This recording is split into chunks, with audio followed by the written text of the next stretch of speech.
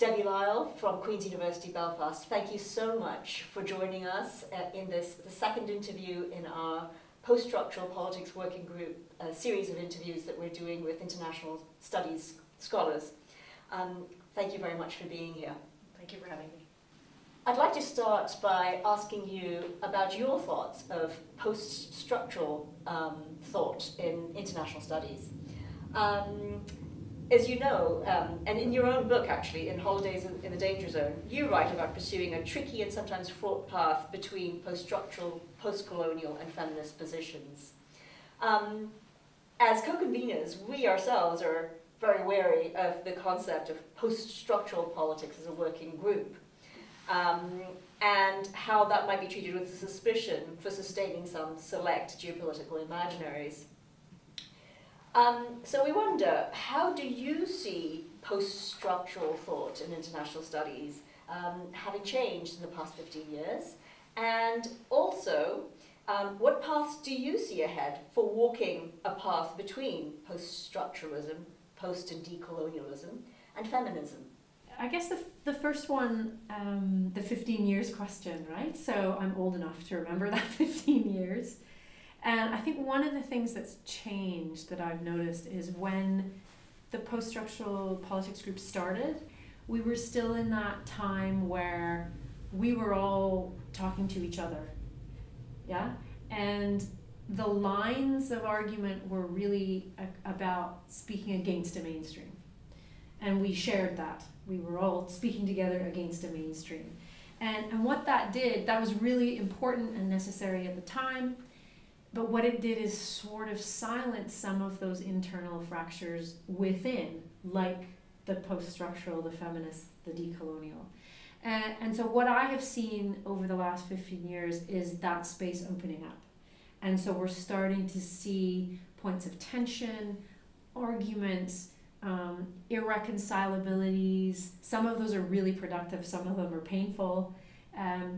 But that has opened up, and this group has been a really big part of that because so many more people are involved in it. It's doing different things. So I think that's how I would characterize the last 15 years. I suppose the other thing to say about that is when it started, I was part of a cohort. There was a lot of us, and some people have described us as sort of the first children of the sort of the post-structuralist turn that started in IR, and we would have been the first grad students of that, and there were quite a few of us, super smart people, and I learned so much from that, kind of those early days with my fellow grad students. So it's a bit of nostalgia there for you. I think in terms of maybe sort of new directions that I'm currently seeing about where some of the debates are, there's a really interesting debate in the move away from, or the struggles with identity politics and into new materialism, how we rethink the subject as an attached, entangled subject with the material world. I think that's really interesting. I think that actually some of the work going on around the Anthropocene and climate change is mind-blowing in a way, because it's making us refigure things. And I think, interestingly, there's some really exciting work going on about method. This is also part of that growth of a critical space where we have had to engage with questions of method that maybe in the early days we didn't really. I say that as somebody who was guilty of that. So we did a lot of theoretical work, we did a lot of textual work, and we've moved into doing using all kinds of other methods. And what I'm really interested in, what I'm enlivened by at the moment, is the kind of creative ways that is happening. So I think those would be where I see kind of new directions. And then the question about that tricky relationship between the post-structural, the post-colonial, and the feminist, it's always a destabilizing traveling between them. It's always destabilizing. It has to be uncomfortable. It's always fraught. You can have moments of comfort and solidarity, but I think we have to maintain that kind of tricky conversation between them. I don't want it to rest, if you see what I mean. I really want to keep it alive and keep the tensions between them alive, for me anyway. I'd like to now take the first question to your own research plans. In particular, I'd like to ask you about how your work relates to advice you gave in a 2016 International Political Sociology article when you first took on the role of editor of that journal. You write that readers of IPS find themselves in awkward, anxious, and often distressed activities while working in all three registers of social, political, and international, and doing so amidst the horrific conditions of modern life. You suggest that the apt metaphor with which to take on the task of IPS is as a happy wreck, conducting a desperate doggy paddle rather than a magnificent swim. Could you say more about these metaphors and how they relate to your own work? Yeah, it's similar to what I was saying about maintaining that kind of tricky balance in between those three theoretical approaches of postcolonialism, or decolonial, poststructuralism, and feminism. To me, that is the only way I can inhabit doing research in a way.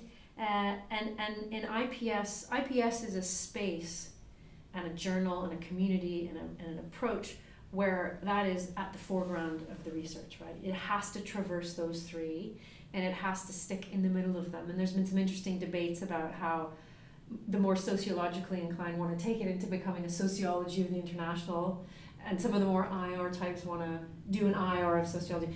That's not what I think the project is about. I think it's about maintaining those really interesting interstices between those terms. And that opens up space for new types of research. So what I've been trying to do recently in that space for my own research is think about concepts and ideas that force us to stop thinking in binary terms. And so currently one of the ways I'm doing that is to think about failure as a more enlivening, positive, productive disposition. So I'm not talking about failure as it's linked to a logic of solution, right? So in a recent paper I talked about that as the Silicon Valley, fail early, fail often, fail better, how tech giants are using failure, but always with this idea that it produces success in the end, and in their case, innovation. I'm saying that there's something about the experience of failure in many different ways that we have to sit with a little bit longer and inhabit a little bit longer and think about the productive ways that can help us to think differently and approach things differently. So there's a lot of interesting work in theater and performance arts that does that, and visual art does that as well. Another kind of draw for me in that work is to try to puncture or take away our desires for solution and our desires for resolution and redemption, the kind of teleological narratives, yeah?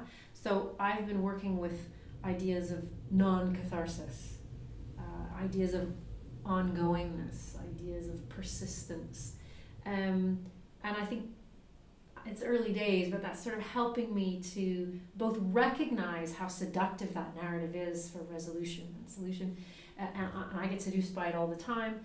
So it helps me to recognize it, but it also helps me to really try to formulate ways of approaching the international that don't assume that narrative, and just to try not to be seduced by it and what is produced in the space when you don't do that. In Holidays in the Danger Zone, a book that has such an easy absorbing style that's surely worth emulating in critical international studies, you skillfully dislodge the dominant tourism peace model that opposes tourism and war, in both the sense that the two exist in opposing registers and in that the seriousness of war is diametrically opposed to the frivolity of tourism.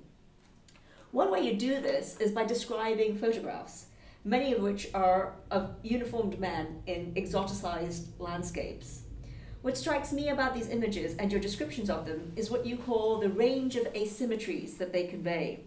Photographic study is just one of a range of elements in your method of study, but I wonder if you could speak a bit about the many photographs and other images in your book, about how they portray a certain tourist sensibility, about how they relate to warfare, and about the affective, seductive work that they do as materials acting in embracing and exclusionary dispositives. So in some of my earlier work around things like popular culture, I I was working largely in a kind of representational register, right? So using a lot of work from cultural studies and media studies to deconstruct the text and say, what are the dominant meanings in this text, and how do those dominant meanings link up to our dominant understandings of subjectivity in the international, etc., right? How does global politics happen in these images? And I think that in international relations, through kind of post-structuralism, feminism and decolonialism, we actually did some very, very good work teaching ourselves how to do that. And I think we need to keep doing that work. I sometimes worry that we get too comfortable and we rest with that representational image, and we just say that that's all we have to do. So recently what I'm trying to do is try, in my teaching as well, is how do we link those skills of reading images, photographs, films, the representational, into the kind of visualities that are happening in the non-representational register, right? So questions of surveillance, questions of visual techniques, visual technologies, lateral surveillance. Those are really important questions, and I want to see if there's a way we can bring those skills of reading texts into our skills of reading the social and political world, in which visuality is now highly linked up to those asymmetries of watching and being watched. So that's kind of one thing I'm doing. I'm also really inspired by some people in our field who've moved into the kind of creative realm, like Cindy Weber making films. And I really love that a lot of students and kind of younger, early career, really old, so I can say that, early career people and I are really using images that they've made themselves. So this is an image here that I recently took on fieldwork in Kos, the island of Kos, doing some work on the migration crisis. I say that with quotations, the migration crisis. And this is in a particular abandoned hotel where the migrants were sort of pushed into when they arrived, and then it's now abandoned kind of a year later. I'm a terrible photographer. I intellectually know what you're supposed to do as a photographer, but I don't really employ those as I'm doing it. It's a very different, creative work is always a very destabilizing and different way to approach things. So I think it's important to try and do it, even though the results might be meh or disappointing. But I'm thinking, and I'm also taking inspiration from my students who just do this all the time, and trying to think about what it means to be somebody who takes images as well, and hopefully one day I'll take a worthy image. But I think the other skill that I want to, certainly bring to my students and teach myself is that skill of slowing down, of reading an image, not quickly, but actually pausing and inhabiting that image to try to draw out all the kind of polysemic messages that could be in there. Where does the image cohere? Where does it fall apart? And what are the different trajectories, multiple trajectories out of the image? And I think sometimes what happens is we get complacent because we become quite skilled at reading popular Hollywood films, for example. It's not hard to read, say, American exceptionalism into those films. It's not hard, and but we need to do better than that. I think we need to be better at maintaining images as unstable and polysemic all the time. So I'm trying to do that in terms of pictures still, in terms of surveillance, and also tentatively in terms of producing some images myself. Your writing expresses a sustained interest in the intersection of geopolitics and the mundane. For example, in a recent article that you co-authored, the focus is on how borders act as laboratories in which performance at the border and security technologies arise in circulatory and co-constitutive processes. Would you say that this is also true of tourism? That security is not only governed at the moment that the tourist enters a war zone or enemy territory, but it's present in multiple aspects of life, even from the moment that the traveller purchases their ticket on a secure website, such that the ticket speaks to immigration control, engineers and internet technology funders. If so, what does this say about the mundane as it relates to now long-standing themes of biopolitics and governmentality? And relatedly, if government proliferates into various aspects of everyday living, what does this tell us about the possibilities for subverting governmental logics? So one of the ways I'm trying to think about my research in a positive way, right, is I always wanted to be one of those scholars who like did one thing, like the guy who does nuclear proliferation, or somebody that does the environment, and like I'm not that scholar. I don't know why. I'm promiscuous, I guess. But for me, intuitively, there's all kinds of connections. And on good days, I can make those connections. So if we think about the way that you were just describing two of the examples that I've used in my research recently, if we think about that in terms of the border, and we think about the border as an elongated space, right? It's about trying to find out who and what is involved in bordering practices. And in this case, in the antecedent register of how a border is produced before it happens. So in our case, we went back to look at a laboratory where they were building a security device. And we were interested in what kinds of imaginaries are involved here, right? Before we even get to the border, before the border is even produced, right? And if you take it the other way, we head into what happens after the border or crossing the border when you're a privileged traveler in the case of a tourist. So what we discovered in the laboratory, of course, is like this entire world of amazingly interesting, complicated, unexpected, and surprising things that were happening. Where assumptions about the border crossing, good guys and bad guys, the purpose of what they were doing were live as this device was being built, right? So the border, in a sense, was operative in the laboratory, okay, before it was even present. Lots of people in our field have done the actual border ethnographies, and I've done some of those, but to take your point about governance or governmentality, of course, tourism has become a site of security in all kinds of ways. It's been targeted as a soft target. The tourist industry has been securitized. When I say that, I want to trouble some of the, I guess, mainstream ways that securitization is talked about. I find those too reductive because I think they're they're unilinear in a sense. Securitization either happens this way and then it comes back, or it's you know what I mean? It's much more multiple, polyvocal, heterogeneous than that.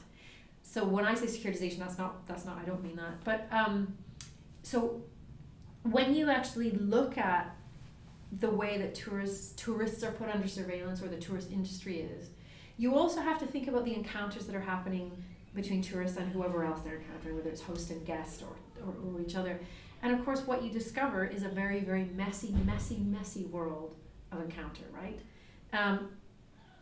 To use Foucault's terms, it's heterotopic, right? It's both freedom and control, it's heterotemporal, it's polyvocal. And I think that's where, for me, and I always want to remind students, especially grad students, of this, the secrets we don't tell students about method, right? Is John Law's work on mess. Right? It is a mess. And instead of feeling overwhelmed by that, or worse, try to measure it, right? That's not the issue. The issue is to become attuned to the mess in a way that you can critically assess it and critically pull it apart and demonstrate what the logics of power are in it. So I think students always look at me strangely when I say, no, there is no secret about, I'm not going to tell you a secret about method that somehow is going to make all this crystal clear. It's a mess, and your job is to show us the significance and the consequence of that mess for different people. Thank you so much for being here. That was just fantastic. Debbie Lisle, fantastic to have you. Well, thank you for letting me talk about myself.